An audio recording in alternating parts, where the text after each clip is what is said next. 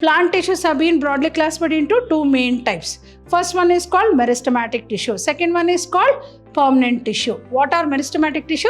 They are meristematic tissues, or meristems are the undifferentiated, immature and embryonic cells and capable of continuous mitotic cell division. Then meristems are present usually at the root tip and the shoot tip, which are the growing regions of the plant body, regaining back the meristematic activity, particularly during the secondary growth, is called as de-differentiation.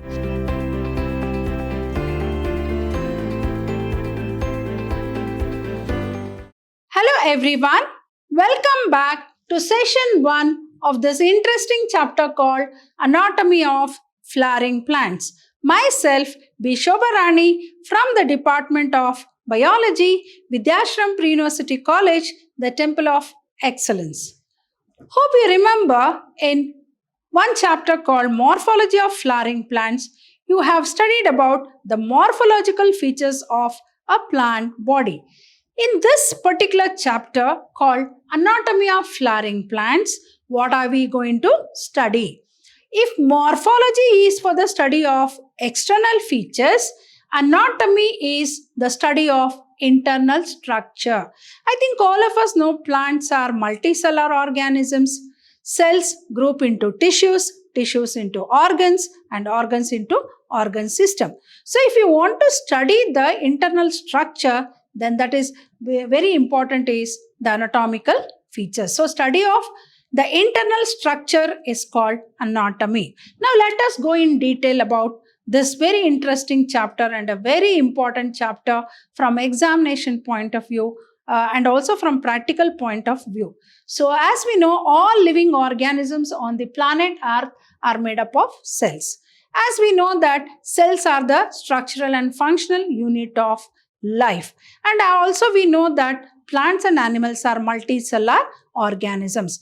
And we know that how advantageous it is to be a multicellular organism, may it be a plant or an animal. So what is the advantage?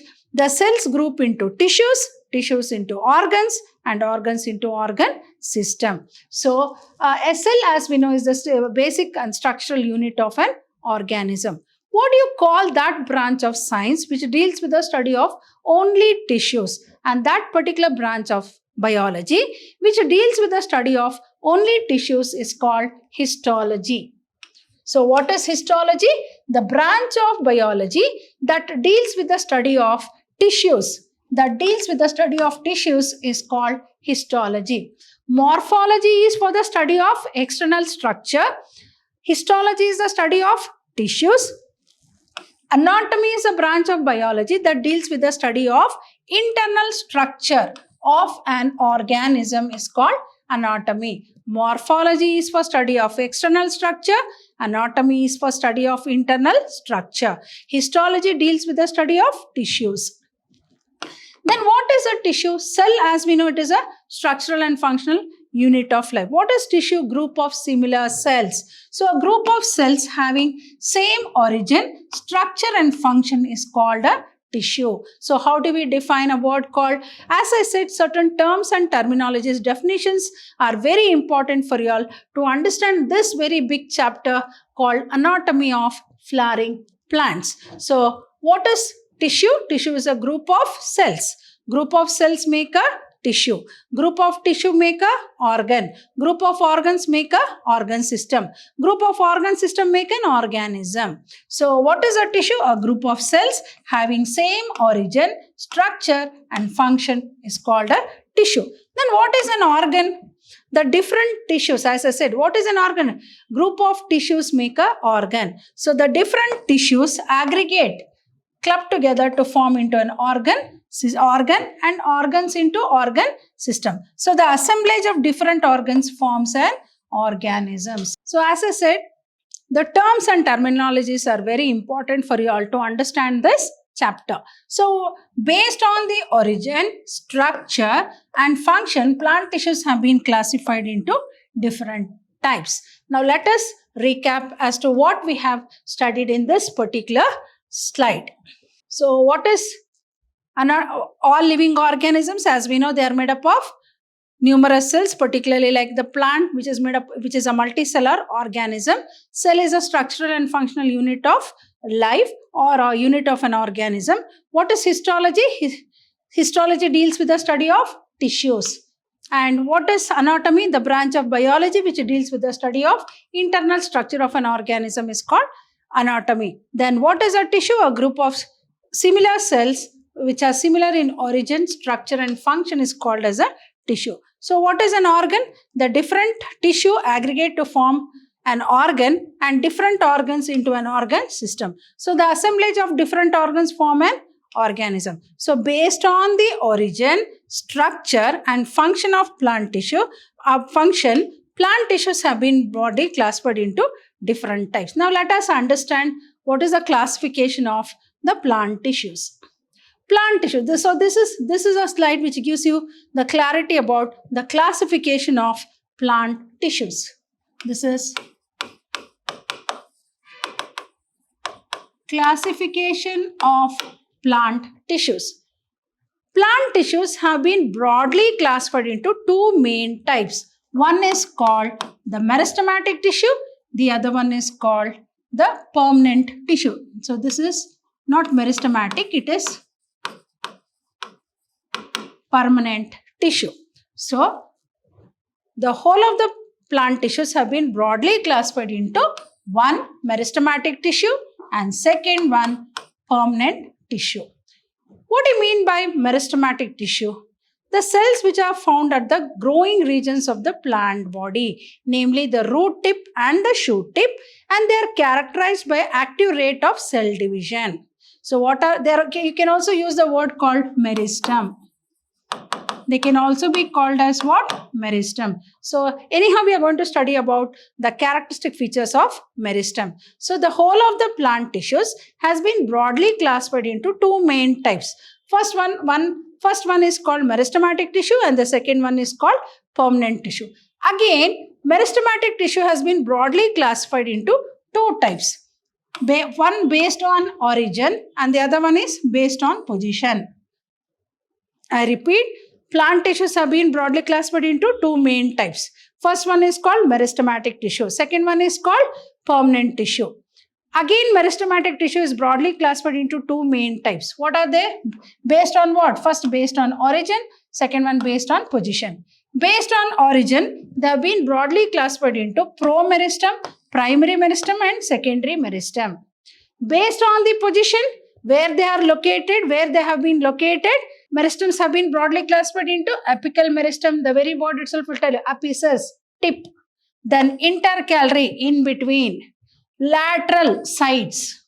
So the meristematic tissue which is found in the apex is called apical meristem, and the one which is found in between is called intercalary meristem, and sides. The meristematic tissue that is found in the sides is called lateral meristem. So I repeat, meristematic tissue has been again broadly classified into two main types. One based on origin, second one based on position. Based on origin, what are the three types? Promeristem, primary meristem and secondary meristem. Based on position, apical meristem, intercalary meristem and lateral meristem. Moving on to the second type of plant tissue, that is called permanent tissue. Why they are called as permanent tissue? Once the meristematic activity stops, that is the active rate of cell division stops, they get transformed into permanent tissue. So they will not have the capacity to divide and redivide except at certain cases. So again, permanent tissue have been broadly classified into simple permanent tissue and complex permanent tissue based on the cell types.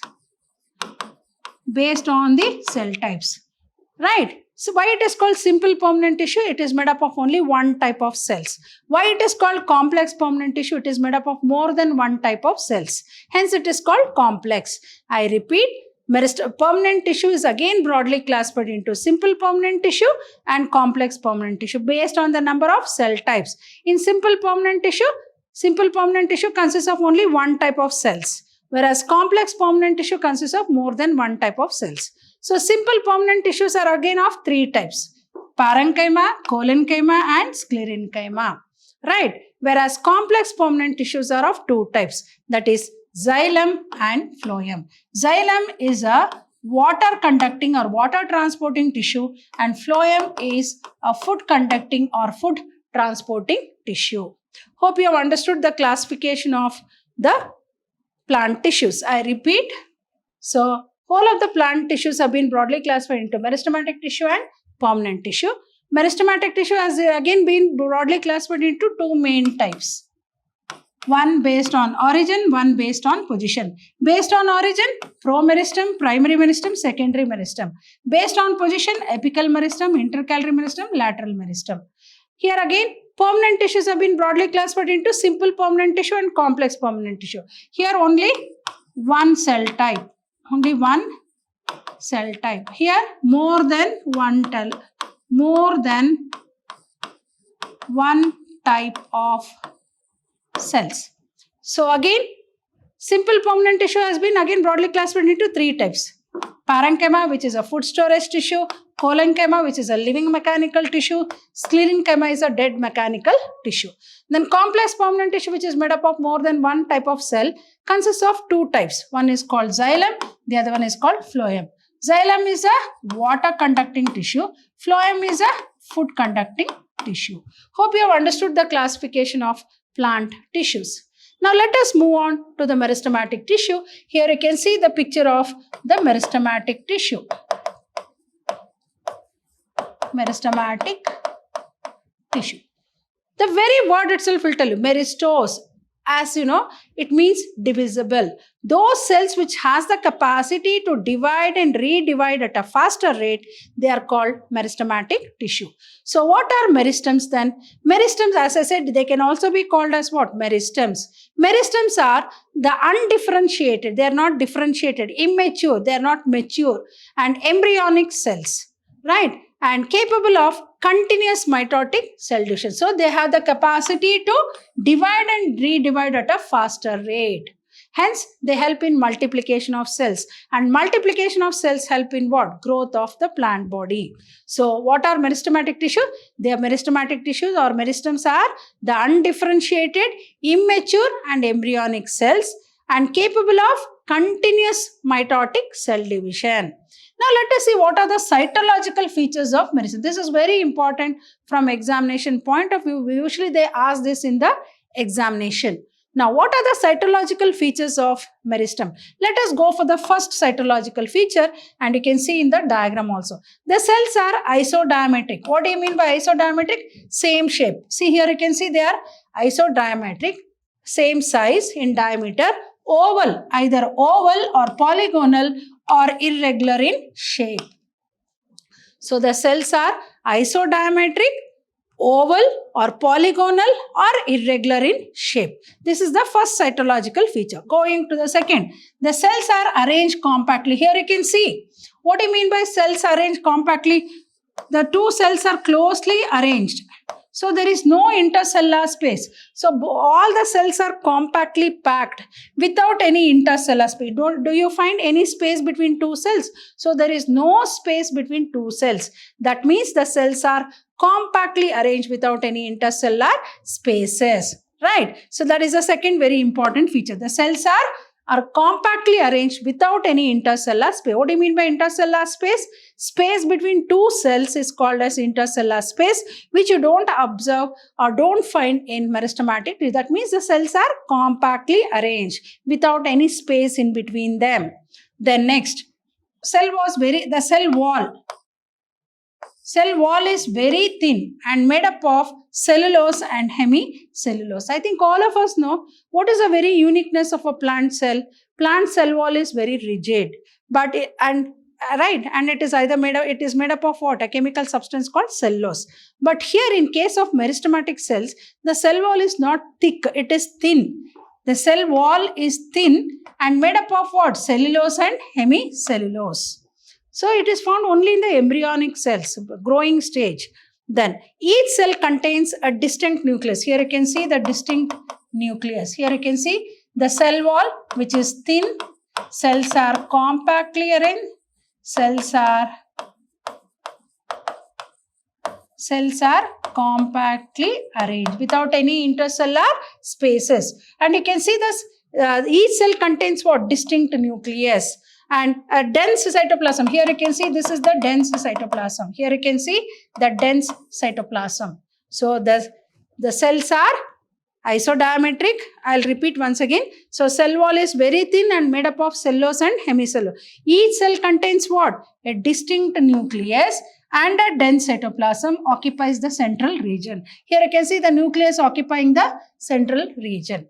So I repeat, meristems are the undifferentiated, immature and embryonic cells capable of continuous mitotic cells. They have the capacity to divide and redivide at a faster rate, help in growth of cells. Then what are the cytological features? The cells are either isodiametric, oval or polygonal in shape, and the cells are compactly arranged without any intercellular space. You don't find any space between two cells, so they are compactly arranged without any intercellular spaces, and the cell wall is very thin. So made up of what? Cellulose and hemicellulose. Then what about the nucleus? There is a dense nucleus in the cytoplasm in the center, and each cell contains a distinct nucleus and a dense cytoplasm occupying the central region. So vacuoles are absent. If present, they are very small. So as you know, the very important characteristic feature of plant cell is what? Presence of vacuoles.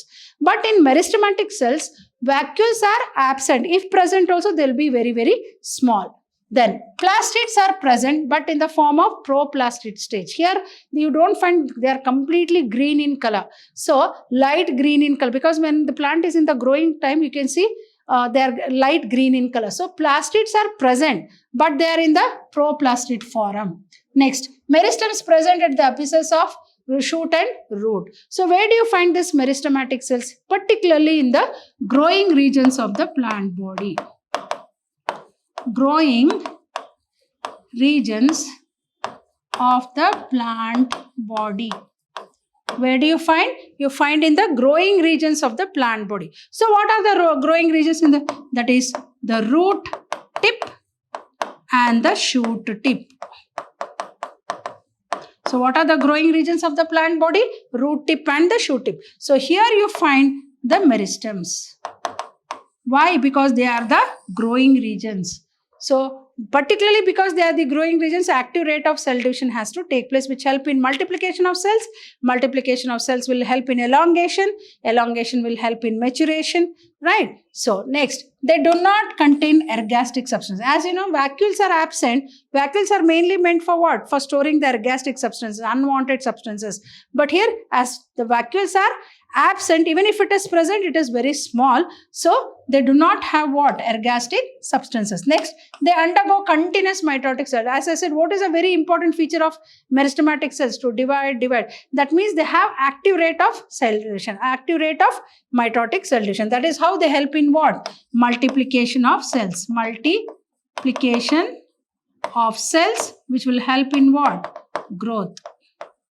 Next, they undergo a process called differentiation to produce permanent. What do you mean by differentiation? As I said, cells into tissues, tissues into organs, organs into organ system, and organ system into an organism. So this whole process, we use the word called differentiation.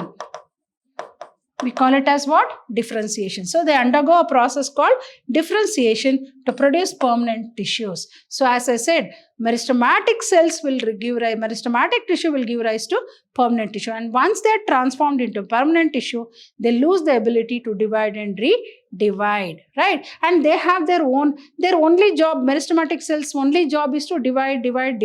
But in case of permanent tissue, they have a specific function to perform. For example, like parenchyma, food storage tissue, collenchyma, the living mechanical tissue, sclerenchyma, dead mechanical tissues. They have a particular role to play. Here there is only one role, that is to divide and help in growth of cells. So I repeat, fifth very important characteristic feature is what? Vacuoles are absent. If present, they are very small. Then 6th point, plastids are present, but they are in the proplastid stage, not completely matured plastids. Then meristems are present usually at the root tip and the shoot tip, which are the growing regions of the plant body, and active rate of mitotic cell division should take place in those regions, which will help in growth of the plant body. That is, root tip helps in the development of root system, and shoot tip helps in the development of shoot system. Then they do not contain what? They do not contain ergastic substance, because bacteria are absent. Next, they undergo what? Continuous mitotic cell division. Then they undergo a process called what? Differentiation to produce permanent tissues. Moving on to the types of meristem. So, classification of meristem based on origin, already I told you, promeristem, primary meristem, secondary meristem. Based on position, apical meristem, intercalary meristem, lateral meristem. Plane of division, mast meristem, plate meristem, and rib meristem. But let us understand these two. So, classification of meristems based on origin. So, based on origin, it is promeristem, primary meristem, and secondary meristem. Now, let us understand what is promeristem. The very word itself will tell you. The meristem derived from the embryo of a seed soon after germination are called promeristem. So, what are promeristem? The first meristematic cells, you can call it as. So, the meristem derived from the embryo of a seed soon after germination. So, immediately after seed germinates, sprouts, the first meristematic cells that are formed are called as promeristem. Next, primary meristem. The meristem is derived from the meristems that are derived from the promeristem are called primary meristem. What is secondary meristem? The meristems that are derived from the primary meristem are called as secondary meristem. So here the meristem is derived from the promeristem and are called primary meristem. Intravesicular, example, intravesicular cambium. So hope you have understood the types of meristem. Classification of meristem is based on two types. One is based on origin and second one is based on position. Based on origin, promeristem, primary meristem, secondary meristem. Based on position, apical meristem, intercalary meristem, and lateral meristem. So what are promeristems? The promeristem which are derived from the embryo soon after the germination are called as promeristem. What do you mean by primary meristem? The meristem that is derived from the promeristem are called primary meristem. Example, intravesicular cambium. So what is secondary meristem? Here you can see the secondary meristem picture here. During secondary growth, some of the permanent tissues like parenchyma or collenchyma cells undergo dedifferentiation to regain the activity of meristems are called as secondary meristems. As I said, once the meristematic cells are transformed into permanent tissue, they lose the capacity to divide and redivide. But at times, particularly during the secondary growth, what do you mean by secondary growth? Secondary growth is a process which takes place in dicot plants. It is nothing but increase in the girth or thickness of the stem. So during that process, during the secondary growth, some of the permanent tissues like parenchyma, collenchyma, and sclerenchyma will regain back the meristematic activity, and that process is called dedifferentiation. It is called what is dedifferentiation? Regaining capacity of cell division is called dedifferentiation. So what is dedifferentiation? Regaining back the meristematic activity, particularly during the secondary growth, is called as dedifferentiation, and such meristems are called secondary meristem. For example, interfascicular cambium and cork cambium. Here you can see cork cambium and interfascicular cambium. Here you can see the vascular bundle, xylem and phloem. Right. So this is called as a vascular bundle. This is phloem and this is xylem. So you can see the secondary growth or formation of secondary meristem only in dicots. Only in dicots, not in monocots. Why? Because in dicots, the vascular bundles are arranged in discrete ring. Here you can see in discrete ring. But in case of monocots, the vascular bundles are scattered like this. So there is no process of formation of secondary meristem in case of monocots. So you can see the secondary growth only in dicots but not in monocots. Hope you have understood the classification of meristems based on the origin. Promeristem, primary meristem and secondary meristem. Now let us move on to the classification of meristems based on position. What do you mean by position? Where they are located, whether they are present in the root tip or on the sides or on the in between. Based on the position where these meristematic tissues are located, they have been broadly classified into apical meristem, intercalary meristem and lateral meristem. Now let us understand. See here you can see the shoot apex meristematic zone. Right, you can see here. So apical meristem. These meristems present at the extreme tip of shoot and root system. So apical meristems are usually found in the shoot tip and the root tip. They are found in the root tip and the shoot tip. So these meristems present at the extreme tip of shoot and root system.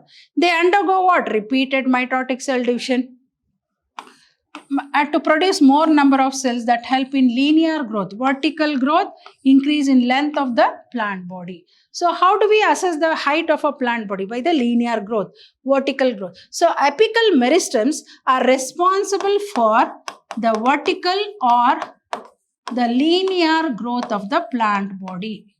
Linear growth of the plant body.